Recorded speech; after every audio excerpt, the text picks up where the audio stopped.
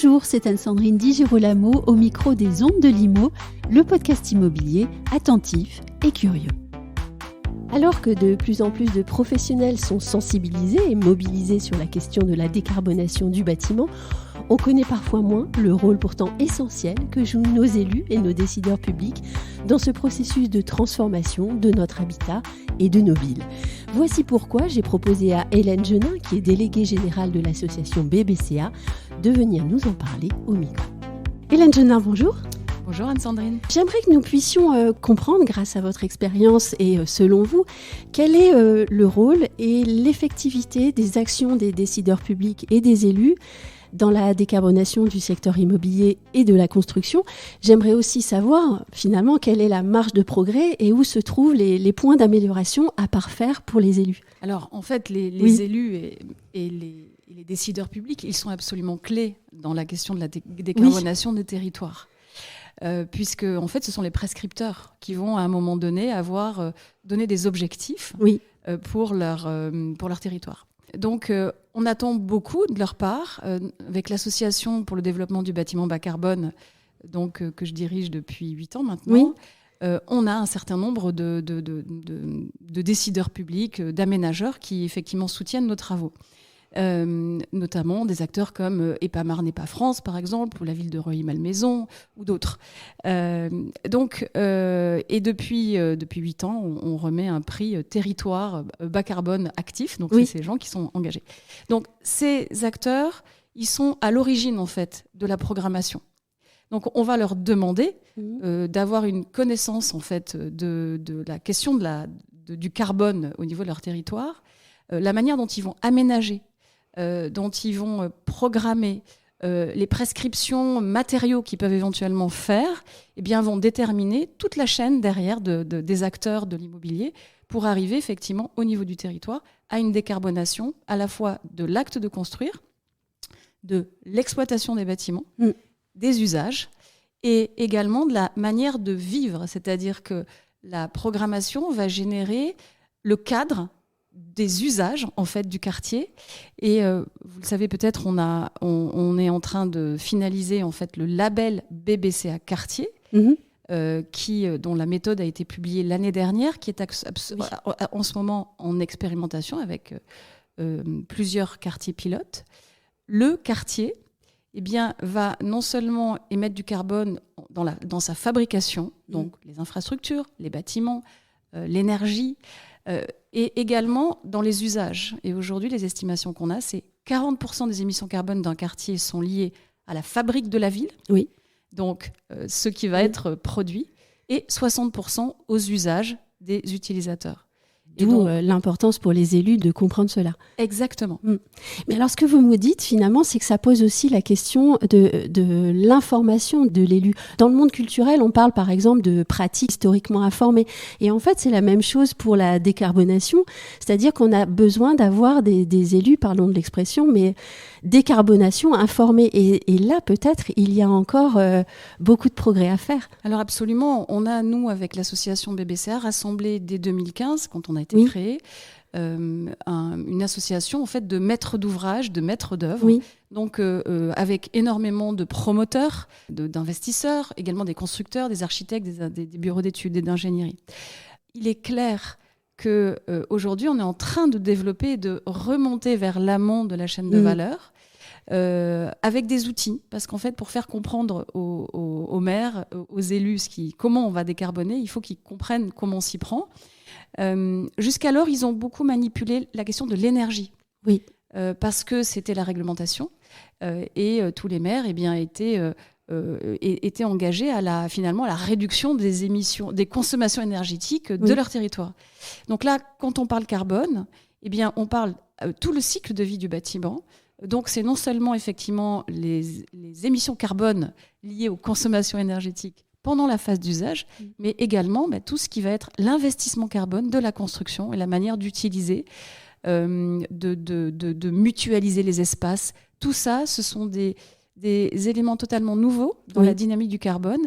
Et il faut que chaque acteur de cette grande chaîne de l'immobilier bas carbone se saisisse de ces sujets, comprenne quelle est sa part Et c'est tout l'enjeu des outils qu'on met en place avec l'association BBCA, en travaillant notamment avec nos partenaires, avec nos membres, donner des outils et montrer que c'est possible, et montrer avec ce fameux label BBCA, dont on verra certainement les premiers labels quartier bas carbone courant 2024, et bien montrer que c'est possible et comment on fait. Et dans ce que vous dites aussi, il y a une conjonction sans doute difficile, c'est les objectifs court terme, on parle par exemple des énergies, et les objectifs long terme. Et là, il faut réellement une vision. Et pour travailler cette vision, eh bien, il y a énormément de choses et d'informations à acquérir.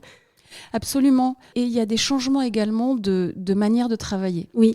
C'est-à-dire que pour, par exemple, un bâtiment, 50% de son empreinte carbone est liée à sa structure, en fait.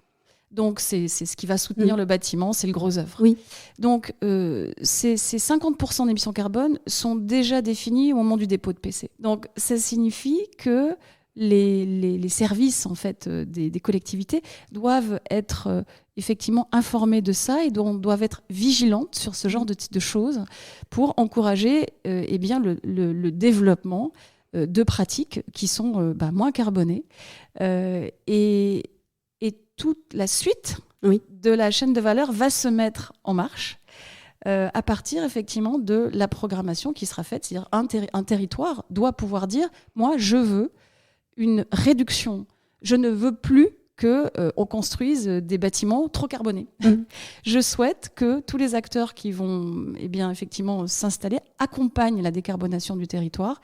Et voilà les objectifs que je me fixe. Et c'est du quantitatif, parce que le carbone, ça se mesure. Oui. Pour réduire, ça se mesure comment ? Eh bien, toutes les actions, tous les matériaux, tous les équipements qu'on va produire ont leur fiche d'identité carbone sur tout leur cycle de vie, c'est-à-dire la production, à partir de la phase de production, la phase d'installation, la fin de vie, le recyclage, le réemploi. Donc, il faut savoir, à un moment donné, quand on construit quelque chose, combien ça coûte en carbone. Et puis, on sait assez facilement combien, ensuite, ça va consommer de carbone pendant la phase d'utilisation. Et puis, sur la fin de vie, eh bien, il est important de se dire que quand on a quelque chose qui existe, il vaut mieux potentiellement le rénover que le démolir et reconstruire, sachant que ça, c'est au cas par cas. Mais il est évident qu'un bâtiment existant, eh bien, c'est une banque de ressources de matériaux qui a déjà émis, qui est déjà en place. Et donc, si à un moment donné, on le détruit pour le remplacer par des matériaux neufs, eh bien, on va à nouveau régénérer des émissions carbone. Un chiffre important, dans le bâtiment neuf, les matériaux, sur la part des matériaux et des équipements dans l'empreinte carbone d'un bâtiment, c'est 50 à 80%. Le solde étant lié à l'énergie. Donc ça change totalement la manière de construire, notamment au niveau des territoires aussi. Bien envisager ce qu'on peut faire en circuit court. C'est totalement logique. Si vous construisez en Auvergne, si vous construisez en Occitanie ou si vous construisez en Bretagne, il y a des réflexions spécifiques, mais pas que. Et voilà. Donc cette acculturation est fondamentale. Il y a déjà beaucoup de gens. Nous, on a aujourd'hui 140 membres dans l'association BBCA. On a dépassé le cap des 600 opérations immobilières engagées dans une demande de label BBCA, donc bâtiment exemplaire, c'est l'enjeu de ce label, démontrer son exemplarité. Donc 600 opérations, plus de 4 millions de mètres carrés en France, de toute taille, dans toutes les zones géographiques. Il y a des gens qui savent faire. Oui. Et donc, maintenant, il faut généraliser, il faut s'appuyer sur ces retours d'expérience. Et c'est tout l'enjeu en fait de notre travail. Montrer que c'est possible, montrer l'exemplarité et accélérer. Et si je vous comprends bien, c'est aussi là le retour en force des territoires, en fait. Parce qu'en France, on le sait, on a 35 000 communes, on a 22 métropoles. Et si j'ai bien compris votre explication, eh bien, en fait, chaque territoire prend son destin en main aussi. Absolument. Oui. Chaque territoire prend son destin en main. Et ça, c'est nouveau. Et va faire sa part. Oui. Dans l'histoire de France, c'est vraiment inédit aussi. Oui, absolument. Oui. Tout à fait. L'objectif bas carbone ne s'applique pas qu'aux bâtiments, vous l'avez dit, il s'applique aussi à la ville tout entière. Certains maires mettent en avant leurs ambitions très fortes sur la décarbonation. Est-ce que vous pouvez partager avec nous quelques exemples de bonnes pratiques, des bonnes pratiques que vous avez pu constater chez nos élus, quelques bons élèves, et puis aussi peut-être nous dire là où se trouvent parfois les mauvaises surprises ou bien les échecs, mais temporaires bien sûr. Alors, on va avoir, lors du Salon de l'immobilier bas carbone, dont c'est la 2e édition du 20 au 22 septembre prochain, au Grand Palais Éphémère, on va avoir une conférence dédiée au premier retour d'expérience de quartier pilote, dans le cadre de la mise au point du label BBCA Quartier. Donc, dans les grands... Donc, on est là auprès des pionniers et on va aller vers justement vers la découverte de ces bonnes pratiques. Alors, on les a déjà structurées en fait dans les méthodes qu'on a mises au point l'année dernière, notamment avec le CSTB, avec Elliott qui nous ont aidés et puis le soutien de BNP et de Bouygues Immobilier. On a structuré des méthodes. Donc, qu'est-ce qui se passe aujourd'hui au niveau du quartier ? C'est un peu la même chose que sur le bâtiment. Il faut dépasser la pure logique énergétique. Oui. Et ça, c'est fondamental. Donc, il va falloir effectivement être bon et être vigilant sur les émissions carbone de l'exploitation. Alors, évidemment, les boucles énergétiques, la mutualisation de l'énergie au niveau du quartier, ça, c'est des choses qu'on connaît assez bien, qu'on doit mesurer. Mais il ne faut pas s'arrêter là. Donc, il va falloir ensuite, au niveau de la construction, que ce soit la construction des bâtiments, la construction des infrastructures, avoir un pilotage également de ces émissions et tenter de les réduire. Donc évidemment au niveau matériaux, au niveau construction, comme je vous l'indiquais, avoir cette réflexion de la rénovation, du transfert de la déconstruction à un endroit pour utiliser, réemployer ou recycler ailleurs, c'est également des éléments qui vont être clés. Et puis il va y avoir également la notion au niveau des usagers, leur pratique en fait, donc notamment de déplacement. Si le quartier offre des infrastructures de services publics, de déplacement, ça va également jouer évidemment sur finalement l'empreinte carbone globale en fait du quartier. On peut peut-être aussi parler de formation, puisque pour progresser, il faut se former. En 2023, l'association BBCA a animé une session de formation des managers de l'État et des équipes gouvernementales. Et ça, c'était dans le cadre de la formation à la planification écologique engagée par Elisabeth Borne. Puis-je vous demander quels enseignements vous avez pu tirer de ces sessions de formation et quel type de questions ont pu vous être posées par les personnes présentes ? Alors effectivement, on a eu l'honneur d'être représentant en fait, de l'immobilier bas carbone et d'animer ces formations à 2 reprises, en décembre dernier et puis au premier trimestre. La première chose, en fait, ça a été la qualité, en fait, je veux dire, des intervenants qui étaient autour de la table, des sessions de 25-30 personnes, avec les patrons des achats, les chefs de cabinet, les directions, en fait, des différents ministères, l'éducation nationale, l'armement, enfin voilà, donc une grande diversité de personnalités de très haut niveau, puisque là, on est sur les directions des administrations centrales, et une grande écoute. Et ce qui a été vraiment intéressant, ça a été de voir qu'ils constatent que la question du carbone, en fait, était beaucoup plus large que celle qu'ils pouvaient avoir aujourd'hui, qui, assez traditionnellement, on a l'habitude avec BBCA depuis 8 ans, c'est qu'en général, les acteurs se tiennent compte du carbone au niveau de l'énergie. Se disant, dès que je fais bien ce qu'il faut sur l'énergie, c'est tout bon.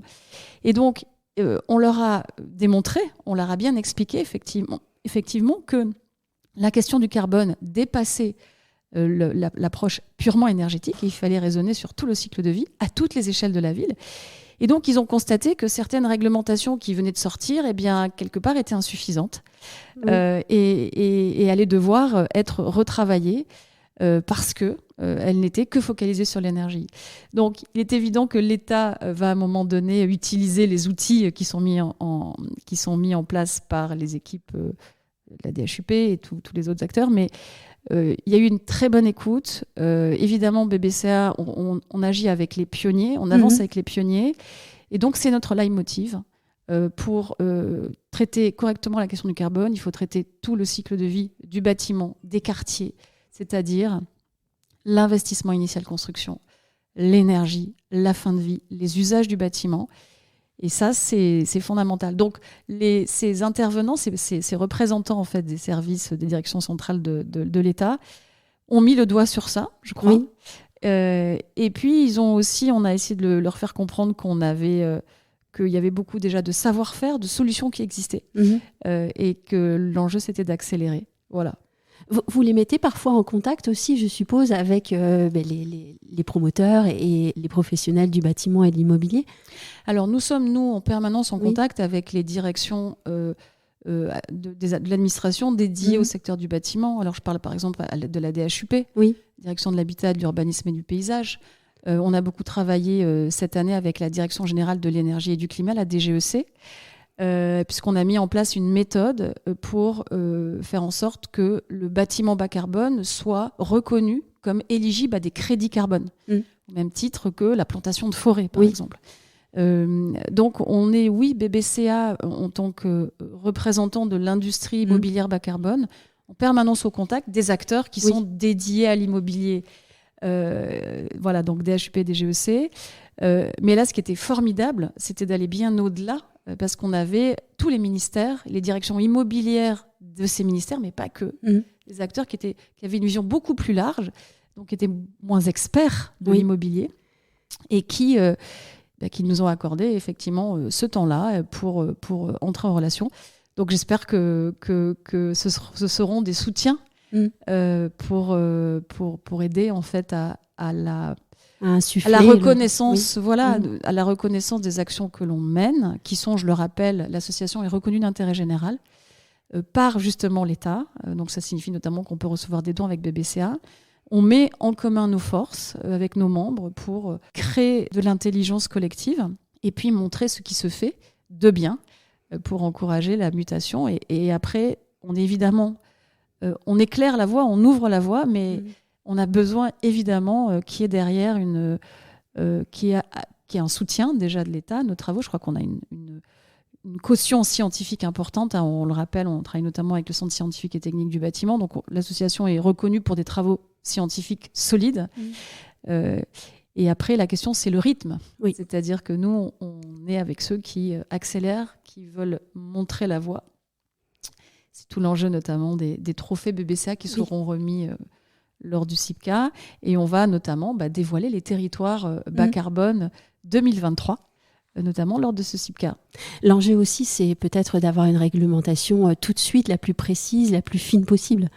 Aujourd'hui, en fait, la réglementation, l'État a cranté le neuf, puisqu'en fait, depuis 2022, et l'association BBCA a été très active, et même à l'origine des premiers travaux autour de la mise au point de cette réglementation grâce à l'expérimentation Plus et Moins. On était expert carbone dans l'équipage, le comité de pilotage de cette réglementation. Donc, depuis 2022, il y a une réglementation qui s'applique aux bâtiments neufs, avec l'obligation pour tout bâtiment neuf de faire un calcul dans l'empreinte carbone et de se mesurer à des plafonds d'émissions à ne pas dépasser. Ces seuils 2022, aujourd'hui, ils sont très accessibles, mais ils vont être réduits tous les 3 ans. Et évidemment, BBCA est beaucoup plus loin. On est compatible avec l'exigence réglementaire, mais aujourd'hui, nous, on est capable, au niveau construction, d'être au seuil 2028, donc la deuxième étape. Et c'est ce qu'on encourage à faire. Donc, sur le neuf, la question, ça va être d'accélérer.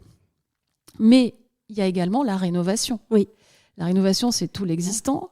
À l'horizon 2050, c'est 70% des bâtiments actuels, puisque le rythme du neuf, c'est 1% par an de nouveaux bâtiments neufs. Donc, sur la rénovation, il faut effectivement avoir une approche réglementaire également qui dépasse la pure consommation énergétique. Et c'est ce qu'on a fait depuis 2018 avec nos travaux sur la rénovation bas carbone, qui tient compte justement des matériaux, du réemploi, du recyclage, comme on l'a pu le faire sur le neuf. Donc, que l'État se saisisse de cette question de l'existant, nous, on espère ça fait depuis 2018 qu'on travaille. On a une belle dynamique sur ce label BBCA Rénovation. On est à près d'une centaine d'opérations là qui sont engagées. Donc, ils sont autant de retours d'expérience exemplaires. On a notamment une conférence là, lors du CIPCA le 2e jour. sur certains bâtiments. Donc, c'est vraiment formidable. Et puis après, il y a la question du quartier. On vient d'en parler, le label est en place. Aujourd'hui, au niveau réglementaire, le carbone à l'échelle du quartier est dilué dans un certain nombre de critères. Et donc, ce que l'on prône avec BBCA, tout comme on l'a fait avec le neuf, c'est de dire il y a urgence à agir sur la question du carbone. Et pour le faire, il faut mettre cette question-là en priorité de l'action.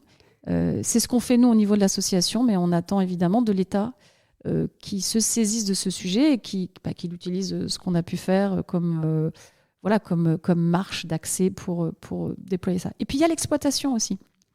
Un bailleur, un utilisateur, il faut qu'il fasse sa part. Et encore une fois, dépasser la question de l'énergie, quand on fait des rénovations légères, la manière dont on va faire du facility management, la manière dont on va utiliser le bâtiment, faire en sorte qu'il soit densifié son usage, ce sont toutes les bonnes pratiques qui nous ont permis de structurer une méthode également pour guider la mise en place de bonnes pratiques bas carbone en exploitation. Ça va devenir un label d'ici la fin de l'année. Et on en reparlera très vite. Une dernière question. L'année dernière, sur le salon CIPCA, j'ai pu constater la présence d'un grand nombre d'élus qui étaient venus s'informer, prendre des idées. C'est une fierté pour vous que de les accueillir. Qu'est-ce que vous attendez cette année de leur présence ?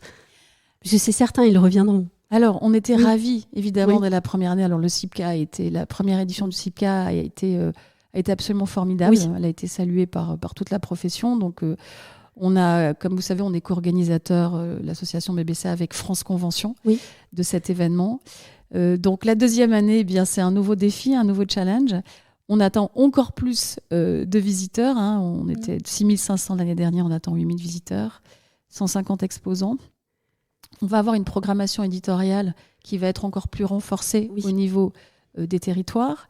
Je vous l'ai indiqué, dans les grands débats du CIPCA qui sont organisés par l'association BBC, on aura notamment des représentants comme Sylvie Borst, qui est directrice générale de Paris Métropole Aménagement, Sandrine Moret, qui est directrice de la CEMAPA, le représentant également d'EPAMAR, NEPA France, donc des acteurs publics qui vont intervenir.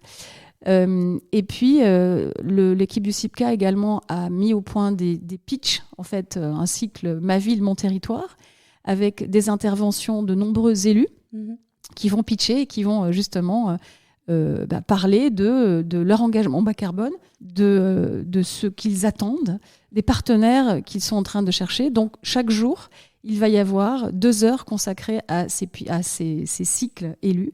Et donc, et bien d'autres choses encore. Donc, on attend évidemment un visitorat encore renforcé au niveau des élus et des collectivités cette année. Merci Hélène Genat. Je vous remercie Anne-Sandrine.